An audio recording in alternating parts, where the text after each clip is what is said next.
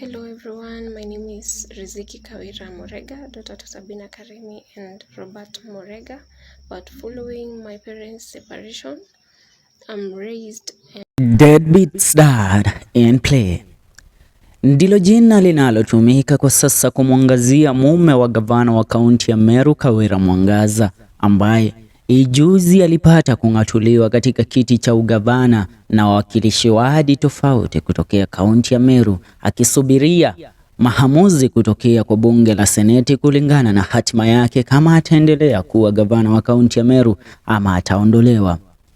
MUREGA BAICHU ndiye mmewe, ila mwanawe MUREGA BAICHU, RIZIKI BAICHU, ameweza kutokea kwenye mitandao ya kijamii na kumwanika babake mzazi MUREGA kwa kushindwa kumlipia karo ya shule ya shilingi 150,000 ndipo aweze kukamilisha chuo kikuu. Mtaniruhusu nibadili dimi kidogo niweze kutumia lugha ya King'eng'e ndipo kukuelezea kuhusiana na story hii. RIZIKI MUREGA, a determined university student and the daughter of MUREGA BAICHU, who is Kawira Mwangaza's husband, has reached out to fellow Kenyans in a heartfelt plea for assistance. She is seeking help to clear school fees balance, which stands at 150,000 and is the only thing standing between her and a final exam. RIZIKI revealed that she does not enjoy the best of her relationship with dad because of the disagreement that has lasted for a long time. RIZIKI's determination to overcome these challenges and complete her education highlights her unwavering commitment to her academic goals. Her appeal to the kindness of fellow Kenyans not only showcases her resilience but also a faith in the power of collective compassion to facilitate success. RIZIKI's bravery is in the face of adversities an inspiration reflecting the indomitable spirit of students who refuse to be deterred by circumstances.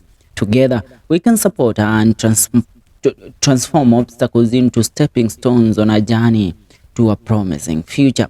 Hila swali ni je, mzee MUREGA BAICHU, wewe na kofia yako pamoja na gitaa, umeamua mwanawe hawe omba mitaani ili hali unalala na unakula katika ofisi ya gavana wa kaunti ya Meru? Si eti 150,000 ni pesa nyingi sana, ila wazazi wengine kuna wakati mtu anajivunia tu kusema heri tu angeishi peke yake, heri tu hata huyo mtu angekuwa. Maana sasa unatajwa wewe ni mtoto ambaye baba yako ndiye mume wa gavana, alafu hela za karo ya shule shilingi 150,000 haziwezi.